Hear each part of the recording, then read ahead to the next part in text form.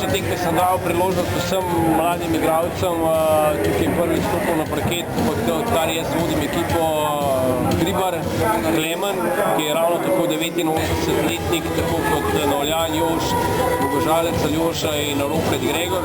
Tako da sem mogoče celo za nekatere malce tvegal, da sem imel 4 mladince noter, vendar to so reprezentanti, ki sem jih imel v reprezentanci in jim zaupam tudi takšne tekme kot je danes. Mislim, da se mi je to izplačalo in upam, da bomo lahko to igro ne samo ponovili, ampak še nadgradili. Še vedno, če sem lahko kritičen, imamo ogromno napak.